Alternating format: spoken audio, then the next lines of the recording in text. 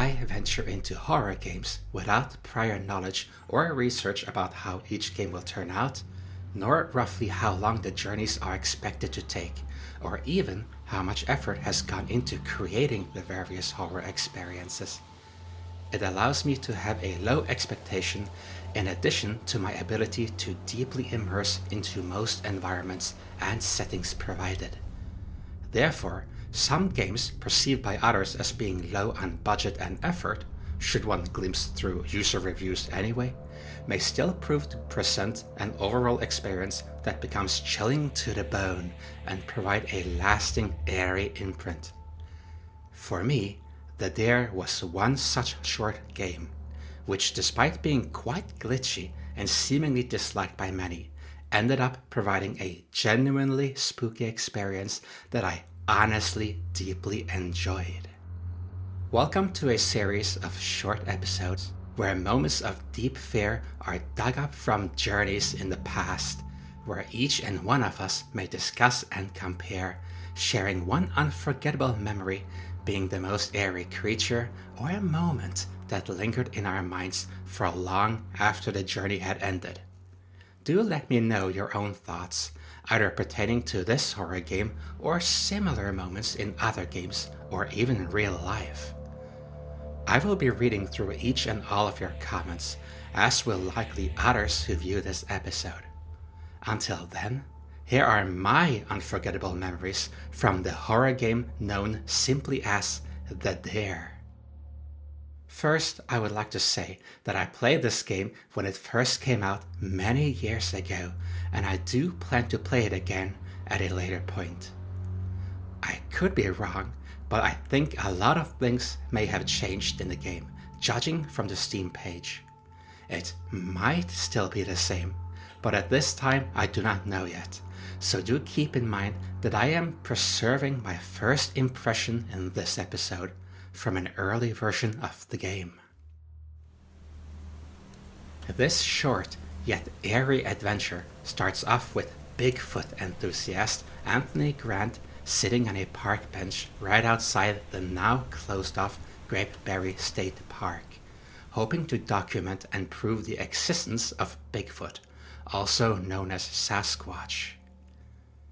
This creature, which is yet to be proven to be real, is said to be a large and hairy human-like creature residing somewhere in North America, and people keep looking for clues that can emphasize on the creature's existence. However, instead, by forcibly breaking into a fortified closed park to, pardon my expression, fuck around and find out, they will soon realize that something is terribly wrong and they should have taken their investigation somewhere else completely. Bigfoot is indeed not what made an imprint on me in this adventure. Should we give its existence the benefit of the doubt? Brand, this is Chad. Do you copy? Over. The relaxing outdoor experience is interrupted as Chad Foster, fellow Bigfoot enthusiast, communicates that he woke up before we did, noticed a camera went offline, and forced himself solo through the park perimeter fence to investigate. Which way is back to my base camp? Over.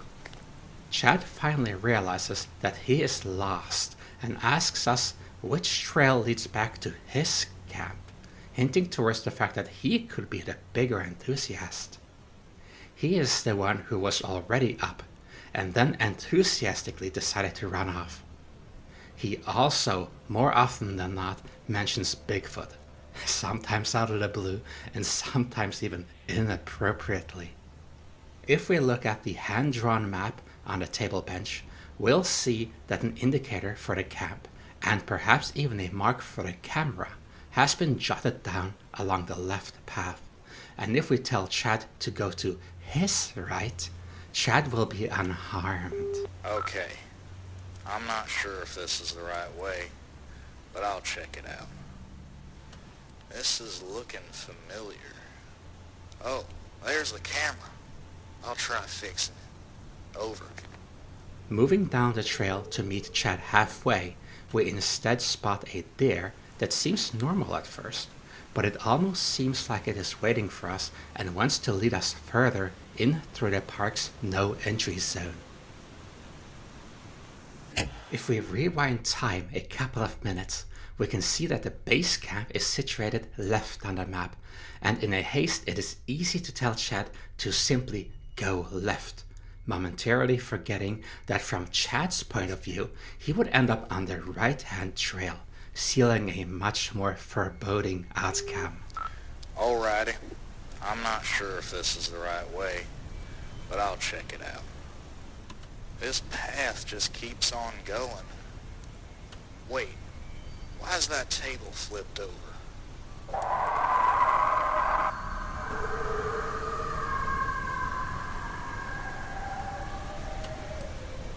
Chad spots a flipped over table, and an ear-piercing, inhumane shriek is emitted through the walkie-talkie, which continues in the far distance after it is turned off, as if telling us that we are all alone and are up next. When heading down the trail this time, there is no dare outside. Should we then venture through the no entry zone alone, like Chad did, a silhouette silently yet swiftly approaches from the darkness and kills us. On a table in that area lays a very crude drawing of what that creature might have been, and this whole ordeal becomes even more mysterious once you wake up as, yes, this was all just a bad dream. Considering the fact that we would have no clue about such creatures, yet we dream about them, almost makes this seem to serve as a warning. So turn around while you still can. Perhaps the deepest imprint made on me during this horror journey was later on as I climbed atop an observation tower and noticed several deer stationed completely still, patiently watching me from afar, as if waiting for their next meal. It goes to show that not all horror has to be upfront and in my face in order to be effective. Since I was nervously gazing down from such an altitude, I did not notice one crucial fact. They were not just curious deer, they were agilevak. Finally noticing how these creatures were somehow able to stand upright on their hind legs, oddly without falling forward, was so unexpected and unnatural that it never stopped giving me goosebumps, and I became even more eager to keep my distance.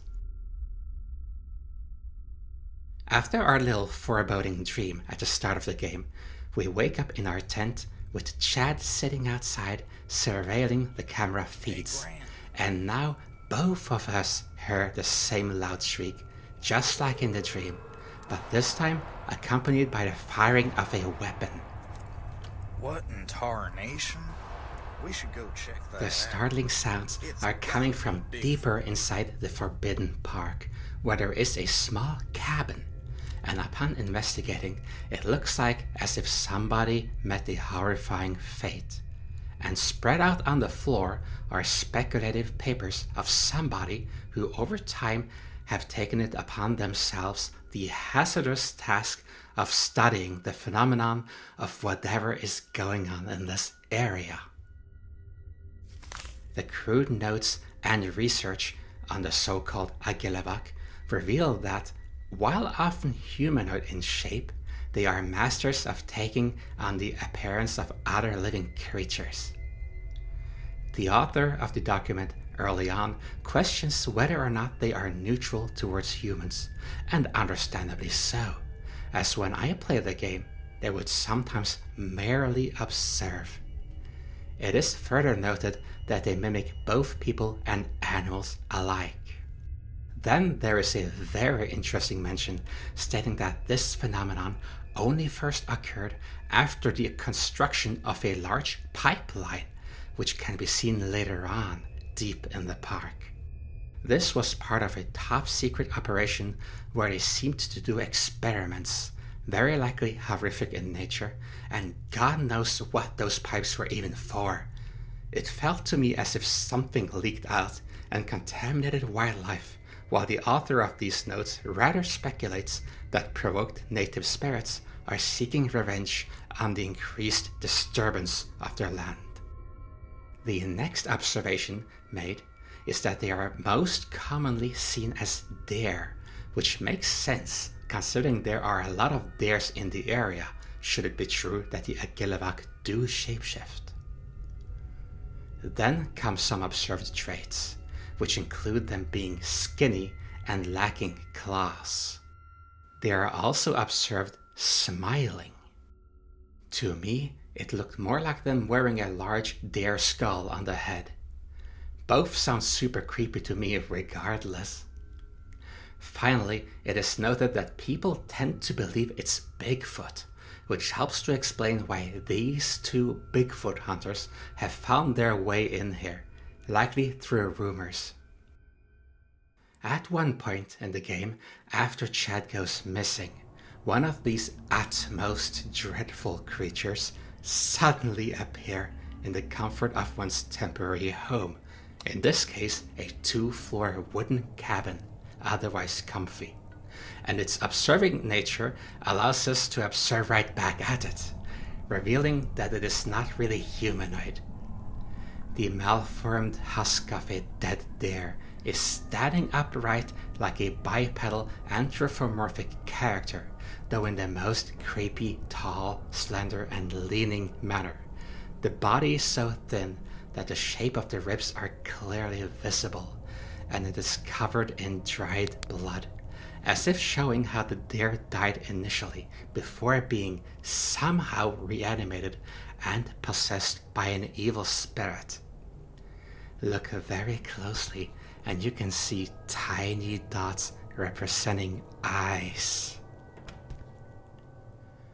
When the protagonist is unconscious, he tends to see a spirit in the shape of a normal deer that merrily hops away and leads him places while having a soothing soundtrack accompanying it. Early in the game, it shows him the first cabin in his dreams, while a second time he is being led to this very cabin, although this time the protagonist seems to have walked in his sleep, as he is now directly in front of the cabin upon waking up. The passive Agilavac ends up standing in the exact same spot as the dream deer.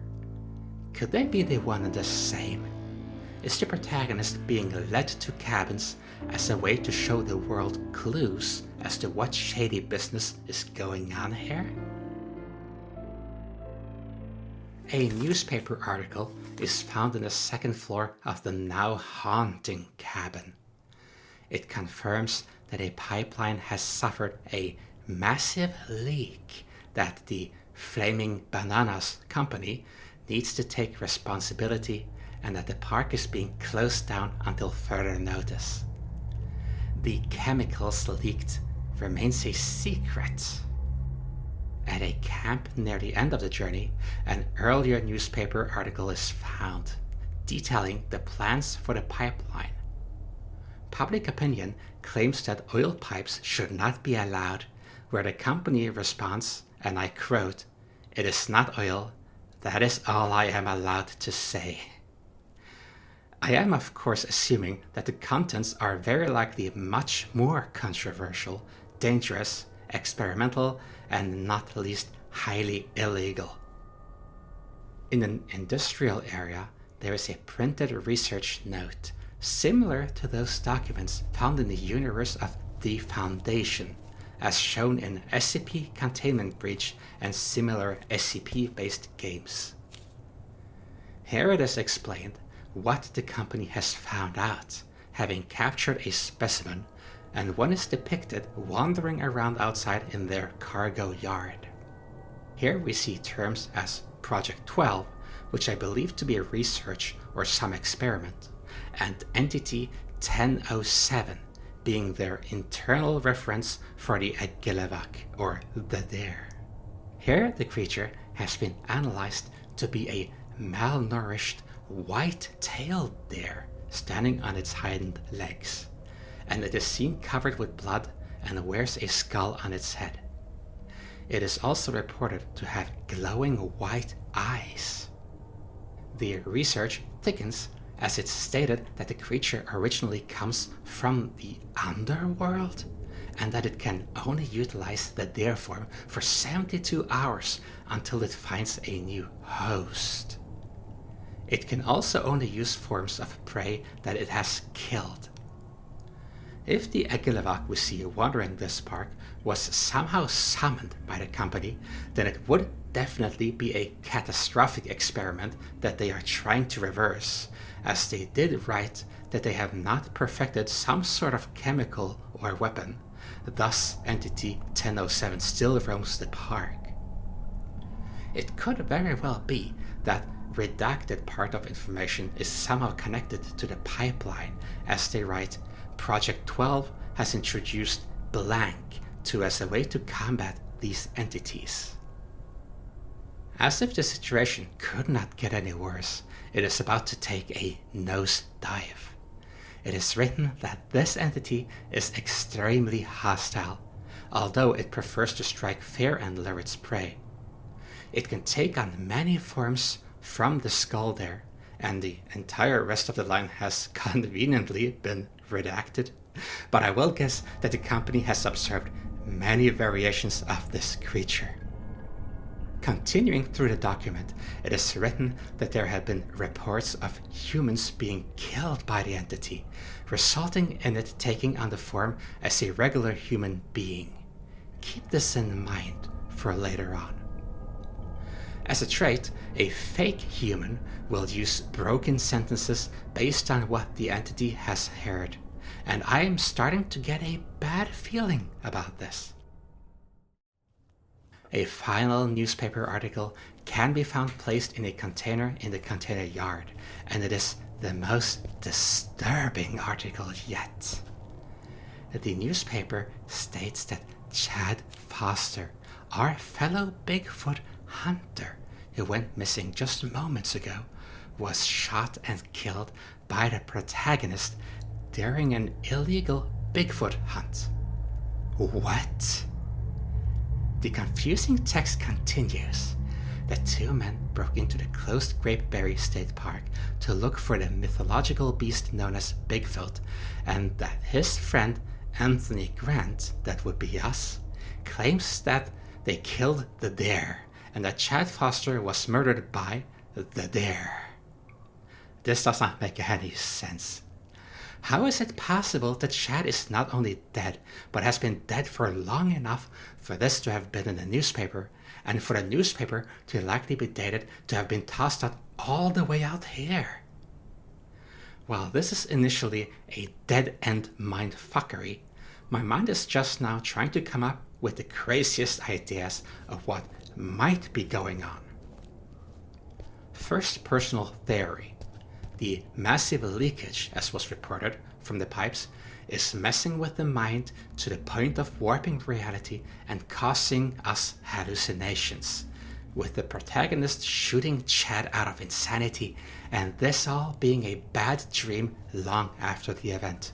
If the newspaper clipping is even real, that is. Second theory. Perhaps this is the second time we visit the park, and Chad truly has been dead since then, and when we saw him in the start of the game, it was our imagination, like we went here for a Bigfoot hunt years ago, and now came back to try to find out the truth about this place. Third theory. Did the deer kill both Chad and Grant, and they are both roaming the closed down park as spirits, if not Egilevak? We did seem to be in and out of consciousness, and time passing in an awkward manner at multiple points of time. If that is the case, and if we are indeed roaming around as something non-human, was there an actual Egilevak that was posing as the protagonist, ending up arrested and interviewed? That is so wicked, so grotesque, so very far-fetched, but if you manage to fetch all the newspaper clippings, you get a cutscene in the ending where you walk through a narrow hallway and into what looks like the cell from the Project 12 footage found earlier, hinting that you are imprisoned by that company in the park.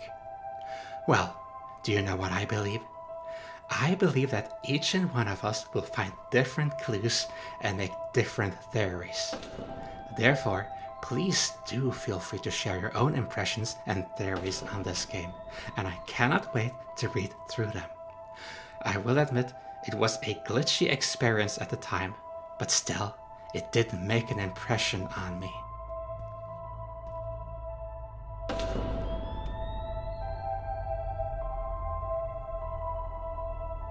Back then, shortly after I played this game, there was a festive update to celebrate Christmas, adding a temporary game mode called Rudolph's Revenge. That was supposed to be merry and lighthearted, yet still felt creepy and set quite the haunting mood. So it is definitely worthy of a mention. The festive game mode placed me near the end of the game, outside one of the many cabins, and I was tasked with finding various Christmas presents scattered around the snow-covered area. A slow and gloomy version of the song Rudolph the Red-Nosed Reindeer was playing in the background, and faint jingle bells sounded in the sky above. Pairing up, there was a shiny red light flying around in the sky, making its way down to a nearby hill. As it turns out, not even Santa's reindeers are safe from the Egelawag. I did not expect to have an angered festive reindeer chasing me for Christmas, and I was doing my best not to get caught, though I never really felt safe in this chilling game of cat and mouse. The Dare is not the only game I have ventured through that features a dubious reindeer. In a 2021 Christmas livestream featuring a game called Unwrapping Christmas, I learned that Santa and his reindeer may not have the most kind intentions, and that I definitely should stay away from them both. Furthermore, a festive update to the mortuary assistant featured Santa himself being taken care of after his mysterious passing, and after hearing faint jingle bells from outside, I was starting to fear that one of his reindeers would be upset with me having a perished Santa in my custody, to the point that it would become pernicious. Even though nothing happened at the time, the mind itself can be a very scary place, and I was quite nervous, expecting an enraged reindeer peering at me from the darkness somewhere. Perhaps I can blame my imagination on what I went through in Great Perry State Park. So, there you have it. My first time impression on the horror game called The Dare, mixed in with a few details I learned as I went through my old footage of playing through the game. While the game was quite glitchy back then, and perhaps still even is, I think that the overall experience presented was just right, keeping me on edge, and I will always have this game at the back of my mind. Now, it doesn't need to end here. If you did enjoy my little rambling session about The Dare, why not check out my first impression playthrough and take in the emotions I had as I first journeyed through it? Should you be interested, a link to its playlist can be found in the video description. For now, thank you so much for watching my humble video memories, and wish you pleasant night. Don't scared. I am not danger.